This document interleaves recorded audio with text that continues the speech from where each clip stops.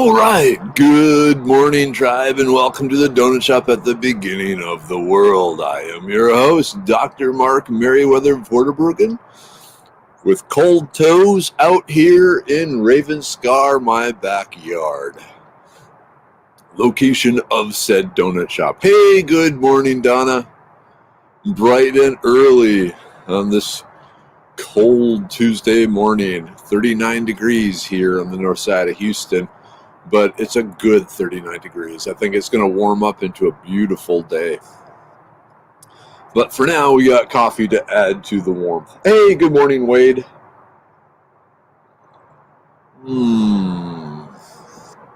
Coffee.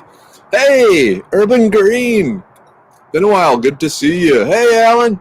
Oh, Alan, thank you for blocking out the license plates of the cars and the pictures from the plant class. Appreciate that. Hey, Michelle. Hey, Doreen. Been a while. Good morning. Woo! Chilly morning. Lots of breath. But the sun's coming up. It'll be warm soon enough. It is Tuesday. Hey, good morning, Nick. Wazoo Survival, people who supply the StreamYard account for me. Good morning, Nina. Hey, Johnny. Greetings to the tribe on this cold day. You 40 degrees and sunny. I think Chirpy likes your weather, S. I think he's going to leave me and come to you. Yep, it's been a while, but you're always welcome back. Yep, like I said, the donut shop is as much for me as much for you all, so it's just an us sort of thing. I get this like droopy. Yeah, my hood. I'm loving my hood that Mrs. Weather made for me. Yeah, what do we got? Low flying plane.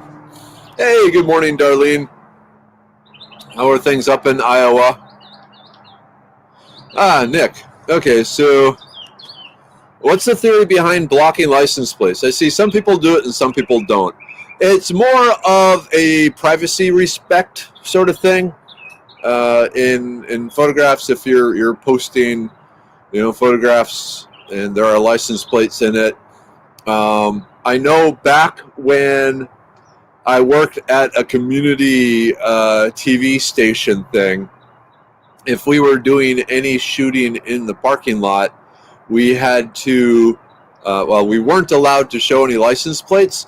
The reason I was given is because we don't want to accidentally let someone know that, let person A know that person B was at this location in case person B doesn't want person A to know it. If that makes any sense? So, but again, it was like a small town and, there are secrets that must be kept that everyone knows. So, anyway, so I just got into the habit of, hiding license plates and like it when other people hide license plates. Hey, good morning, Charles. Darlene, cool there. That's not surprising. Hey, good morning, Chris.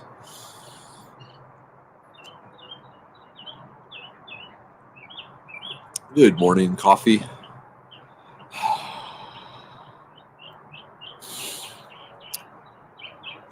Whoa, Sherry's out at Disney World. Awesome. Have a good time to see Disney. Yeah, okay, that's the one in Florida, right? Yeah, Disneyland is the one in California. Mrs. Weather gets really upset with me if I get the two confused because apparently she grew up like a few hours away from Disneyland, and so that's the happiest place on earth. And then Disney World is just the bigger copy, something or other. So be it. Hey, good morning, Deborah. Good morning, Bernice. Good morning. Good morning. Good morning, Joe. My tongue is starting to get frozen. We must fix that with even more coffee. And I gotta tell you, there's like 6 scoops of coffee in a 5 cup coffee maker. Yeah, gotta keep that power up. It's gonna be another long, hard day. Hey, good morning, Kelly. The tribe welcomes you. Man, craving a donut. Maybe I have to get donuts. I got a pig hunting trip coming up this weekend. That might require purchasing donuts. Hey, Doreen, always more coffee. First thing, so let me share a fascinating yet maybe helpful fact. So the military, in particular the English Army, so the UK, during their survival skills, because it's important to teach soldiers survival skills. The thing they teach is if you get lost in the woods or lost somewhere, in the wilds, the first thing you do is sit down and make a cup of tea and drink the tea. And the reason for doing this is to stave off the panic that often occurs when people realize they're lost and start panicking and running around in circles and being even harder to rescue. And so the rule is stop, sit down, make some tea, assess the situation, which is brilliant, really, and can be used in so many life's challenges. Deborah, been both to Disneyland and Disney World.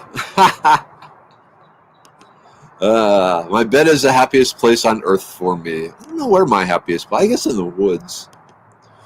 Hey, James and Kinsey Crutchfield. Been a while. Good morning from the home country. How you doing? Staying warm? Hey, Tina. Good morning, Terry. Up in the hill country. Okay, that makes a little more sense.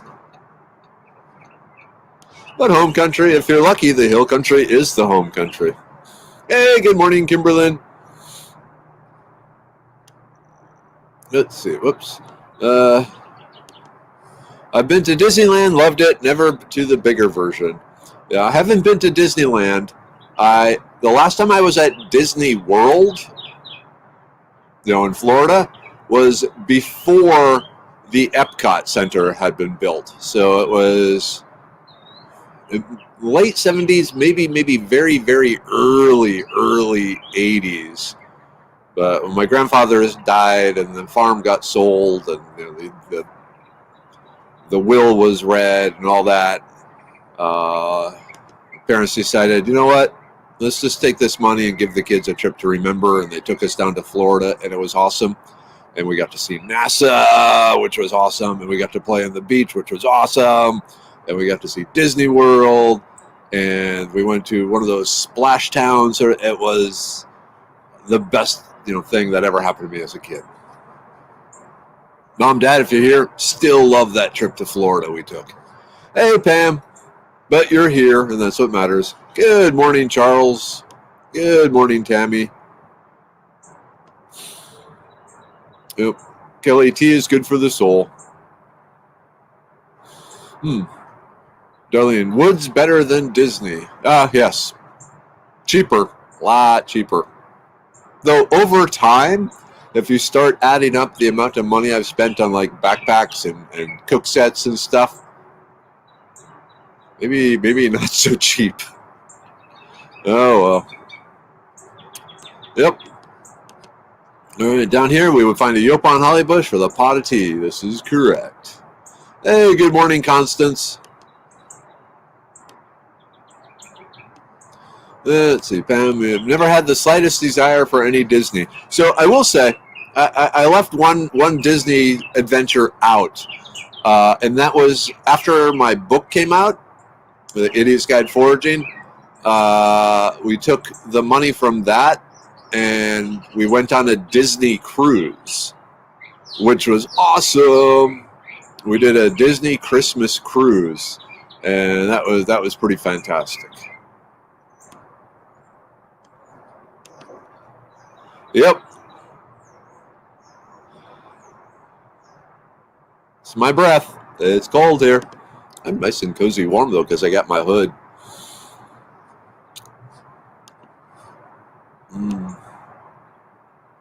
The science that goes into Disney World, that was neat. On the cruise, they had a lecture series, and one of them was basically the science and engineering of Disneyland and Disney World, and all the Disney things, and it was cool. I mean, everything from the robotics to the puppets and everything, and the animatronics, to the psychology of how they lay everything out, and where the food kiosks are, and lines of sight, and all this stuff. It was really, really, really fascinating. They put a lot of thought into that, with very specific goals of making it, not just fun for the kids, but fun for the whole family.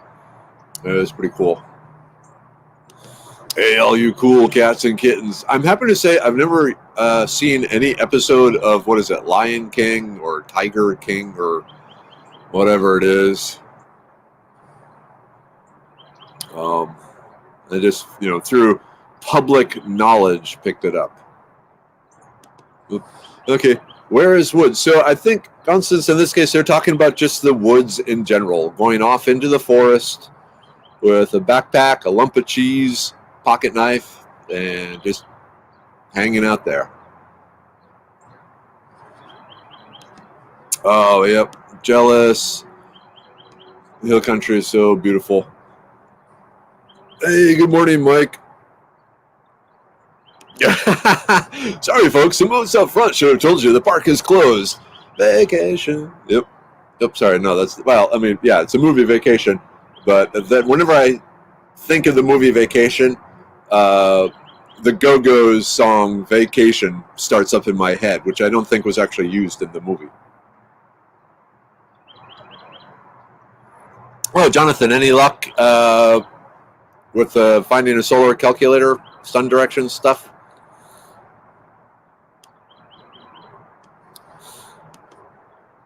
Oh, Deborah, after I retired, my husband and I went to Disney World. Our kids were grown. We had a ball. Yeah, I can believe that. I think, yeah, Mrs. Weather would rather go to Disney World or Disneyland than out into the woods. But so be it.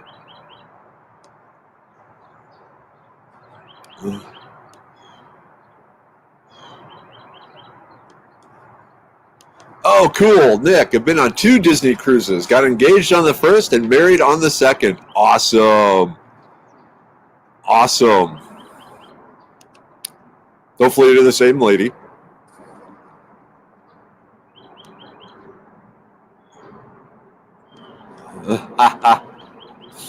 Let's see. We were at Epcot yesterday, ate our way around the world. Woohoo! The Soarin' ride is fantastic. Feels like you're flying over the world. I could ride it all day. Cool.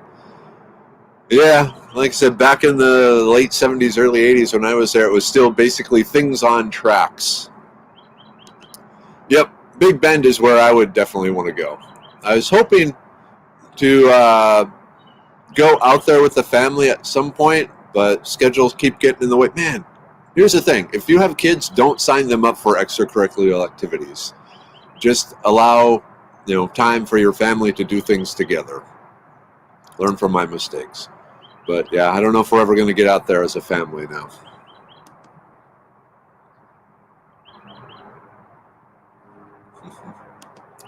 Yep, not surprising, Tina. I've been to both Disney's. Both times the people I was with were quite disappointed that I didn't find it to be the best thing in the world. Turn me out loose in the woods. I will have a blast. I hear you.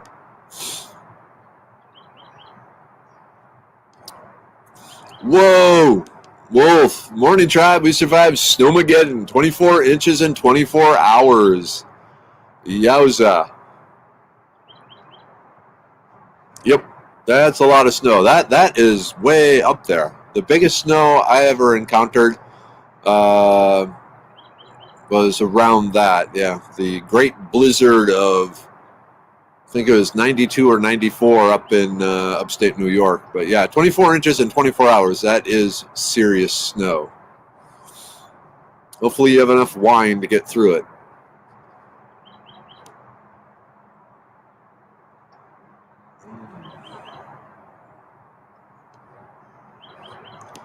Yeah, it was. It was really cool. Like I said, it was a multi-person thing. where, one talking about the science and the engineering and all that, and then the other, the psychology that goes into, like I said, laying everything out. And yeah, absolutely fascinating. It's probably available, online somewhere. I grew up at Disneyland, but loved Knott's Berry Farm just as much. Even got to see Charles Schultz in person once. Awesome. Now that would be cool. So I remember hearing about Knott's Berry Farm growing up, but that's about it, really. Whoops.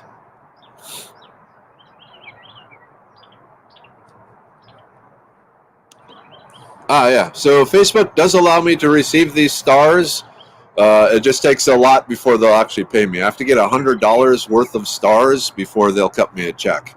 So for now, anyway, Facebook isn't giving me the grief that YouTube is.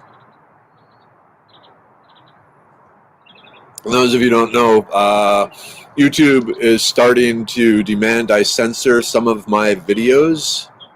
Otherwise, I won't be allowed to eventually make money from my channel. I'm still thousands and thousands of views away from getting enough, viewers and eyeballs to actually get any money. But they're saying I have to change things if I even want that. So, hey, Bonnie. Okay, question from my stepmom. Is there any issue with too much stinging metal? Can you combine both teas, supplements, and tinctures without worry? Okay. Let me. This is going to be one of these answers, Nick. Okay, so obviously, in any situation, there is such a thing as too much of X.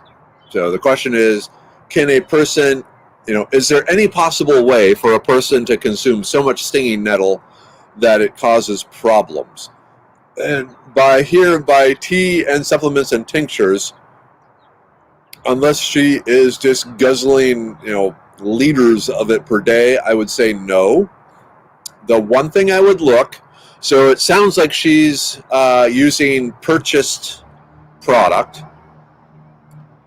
I would say look on the supplement facts.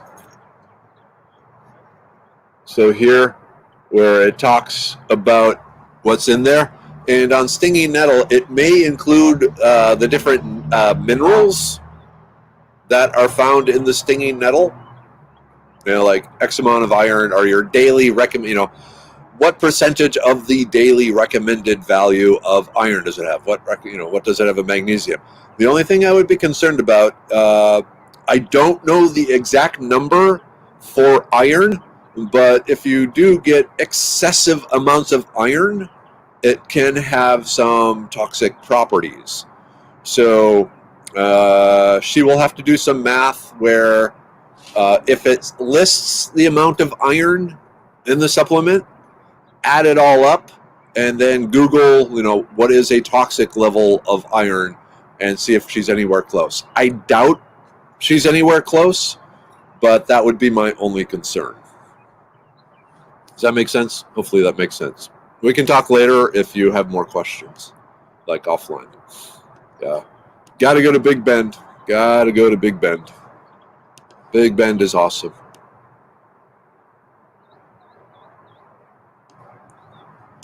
Oh, cool, Gary. We just happened to book our first trip to Disney World yesterday. Tune in today, and you happen to be talking about it. We were trying to get there before the coming lockdowns. That's a good idea. I really wonder. I suspect the crowds have dropped quite a bit at the Disney World, but it's a great time. It really is. They really thought it out well to make sure people have plenty of spots to rest. They also, according to this presentation, they set it up so the benches are strategically placed so that the parents can keep an eye on their kids in the different rides around the bench and so forth. So they take the child security very strongly and all that sort of thing. So yeah, and then they also try and have lots of entertainment while you're waiting in line doing the snake thing to keep you entertained while you're waiting, not just standing there grumbling. So yeah, they really try very hard to avoid any sort of boredom or thought by the customer. It's pretty cool. A lot of science. A lot of science. Yeah, they keep closing areas of Big Bend. It's kind of weird that way. So the different park rangers have come down with COVID, and every time one of the park rangers comes down with COVID, they have to shut the entire park for 2 weeks.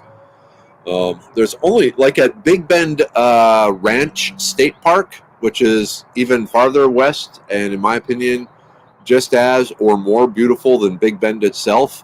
They have the same problem there, but they only have like 5 park rangers, and so I'm hoping they'll cycle through them and then COVID will be gone. So if you can't get to Big Bend National Park, check out Big Bend Ranch State Park. In my opinion, way nicer and even less visited, but it's like another hour and a half down the road, so it takes a little longer to get to from Houston.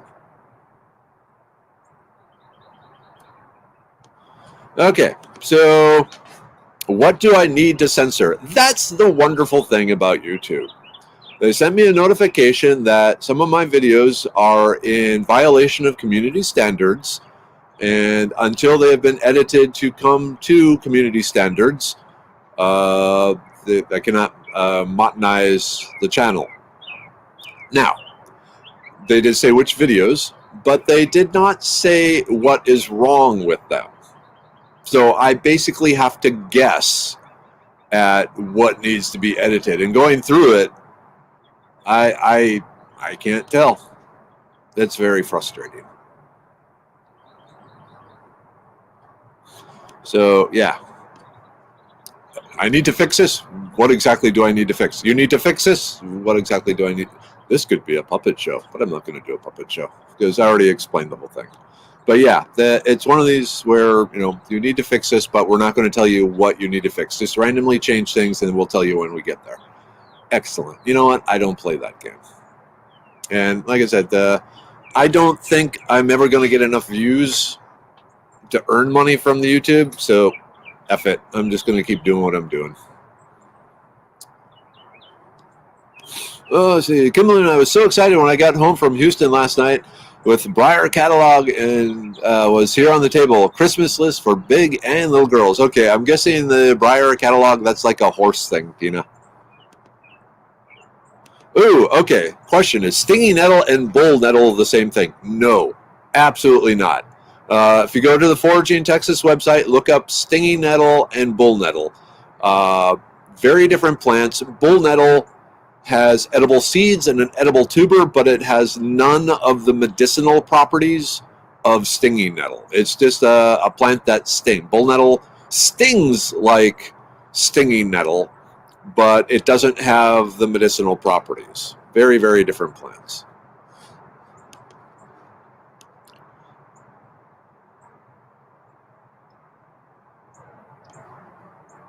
Ooh, yeah, John. I just went to Big Bend this summer. I hiked at 3 p.m. and it was only 97 due to the elevation, but my heart rate was abnormal and I was very dehydrated. I should have hiked in the morning. That's scary.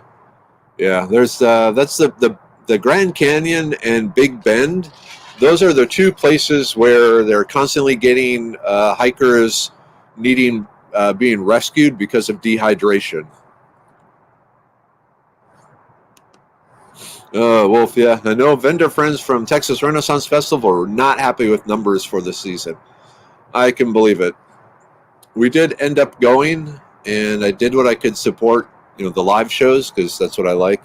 But I actually didn't end up buying anything. I was looking for a pig hunting knife, but never quite found one that I liked.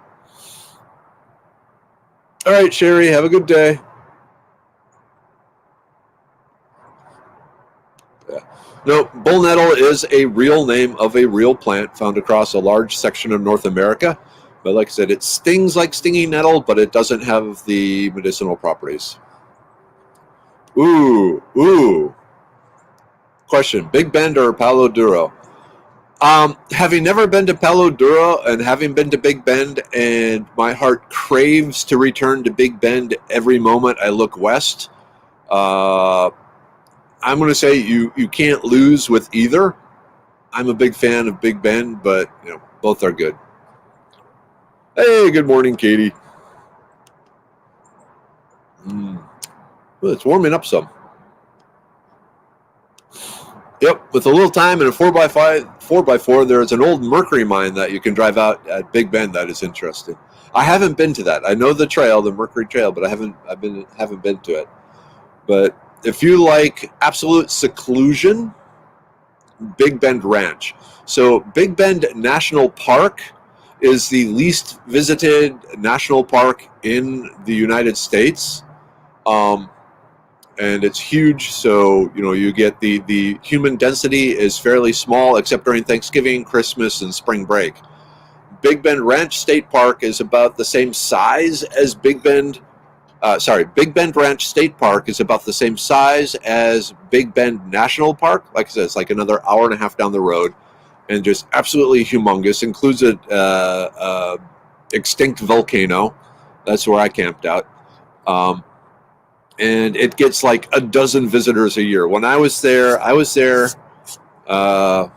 in April 2 years ago, and in this humongous park. I mean, it takes like an hour to drive from the park's edge to the center of the park, where the ranger's office is, and then you can drive like 2 hours south from there, or an hour and a half west, and still be in the park.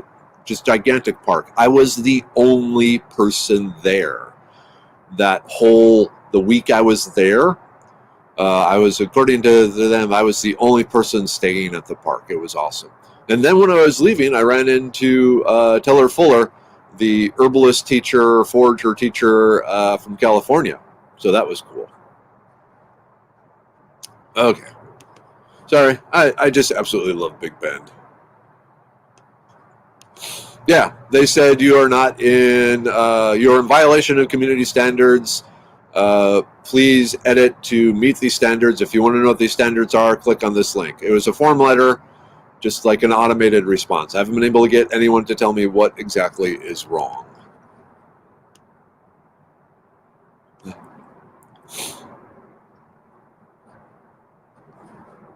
Yep, had a boss that did that once upon a time, left the job. Understandable.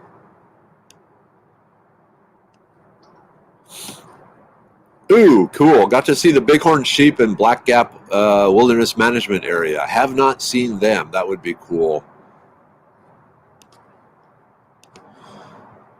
Ooh, yeah. I drove from Austin to Big Bend. There was a 40-mile stretch of roads with no car passing the other way. Okay, important thing. If you are going to Big Bend or Big Bend Ranch, if possible, have a second spare tire and also a filled-up gas can. So one of the nice things about Big Bend Ranch State Park is in the park information, it tells you what sort of vehicles are needed to go on certain roads. So they have like, your standard sedan can go on this. For these roads, you need the lifted vehicle or, a high clearance vehicle. And then all the way to, full-time four-wheel drive sort of thing. Whoop, stop.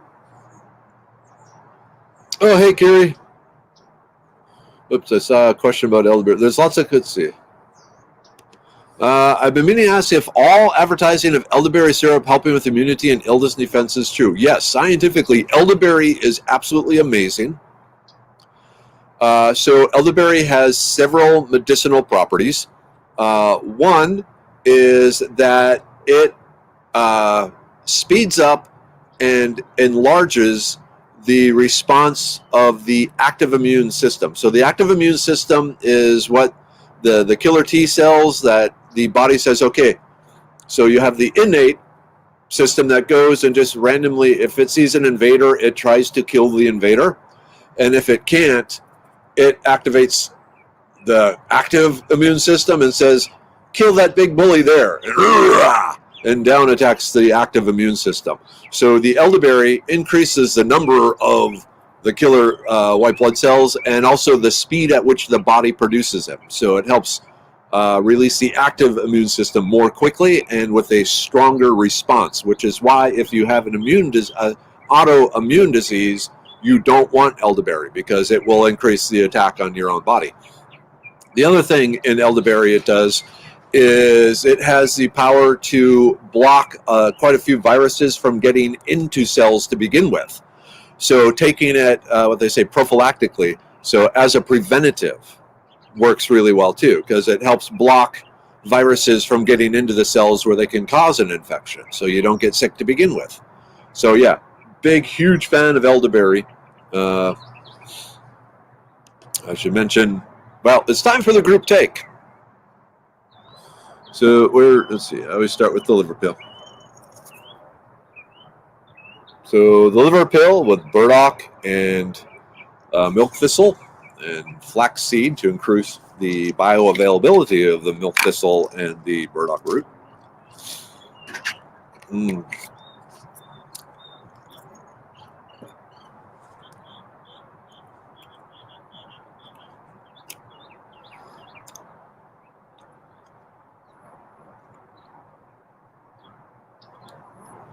Listen, I have a hard time swallowing when it gets cold.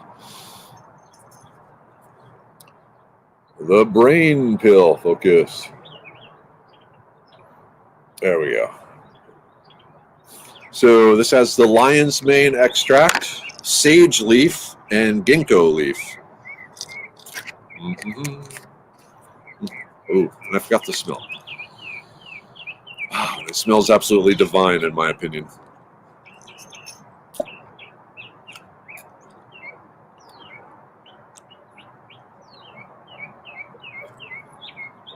All right. And then, of course, the immune pill. Support, maintain, prepare, fight. So, and just so you can see it, focus. So it has vitamin C, which is a signal, the elderberry, the cordyceps mushroom, which is a immune system modulator, self-heal, which is antiviral, antibacterial, and echinacea. And I guess to be on the safe side.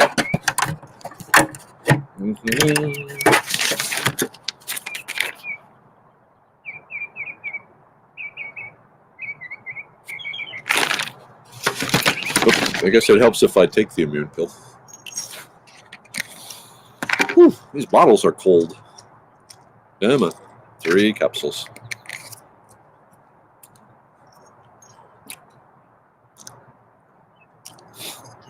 And of course, Big Daddy the libido pill.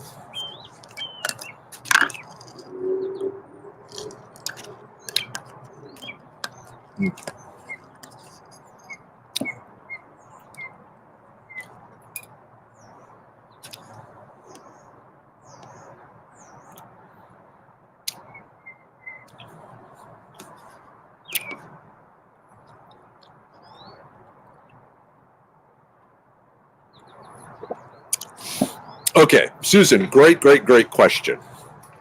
And so let's talk about this for a second. So Susan says, I heard elderberry can cause problems with the coronavirus, cause turmoil in the body. Is this true? I've read just enough to be dangerous. Laho.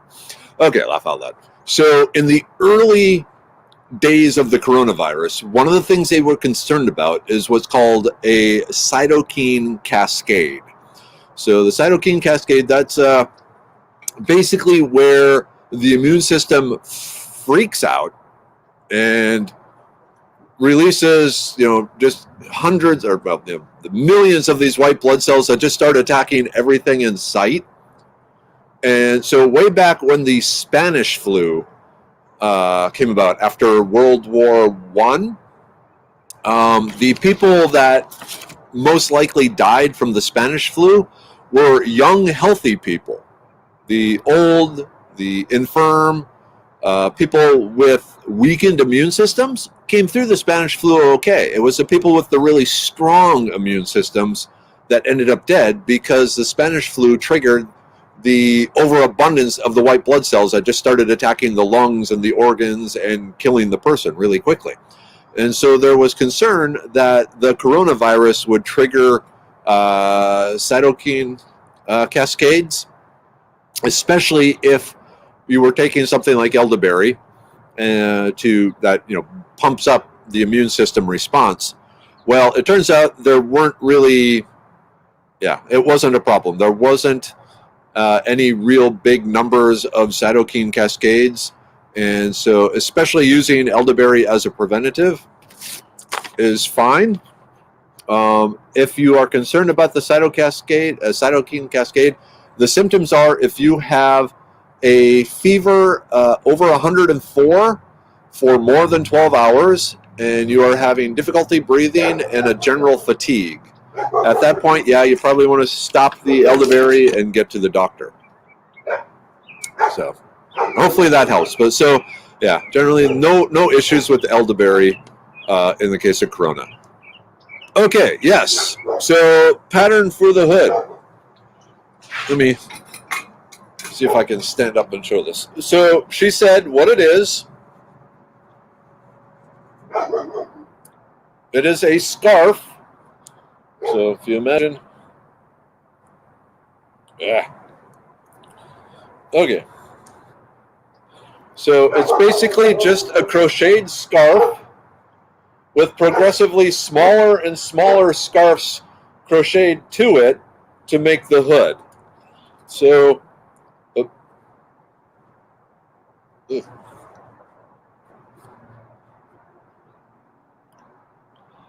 don't look at my belly. I got the hood on wrong here.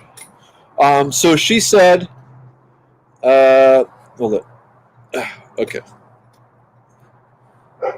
She kind of improvised the pattern, but let me pull up something here. She said this would be the close. Simple crochet hooded scarf. And I'm pulling up the link. I should have had this.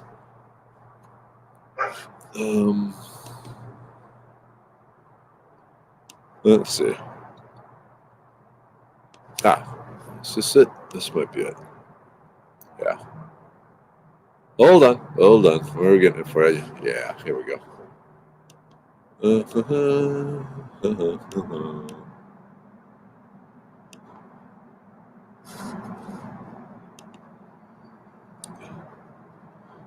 Okay, here we go.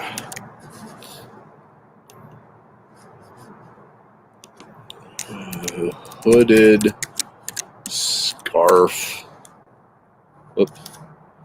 Scarf pattern. So she said this is the easy one and pretty. Oh, there's like a delay going on here.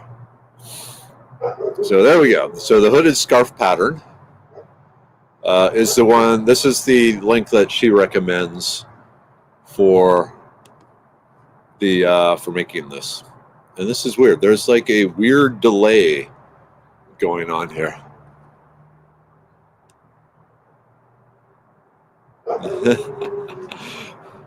Thank you. It's definitely.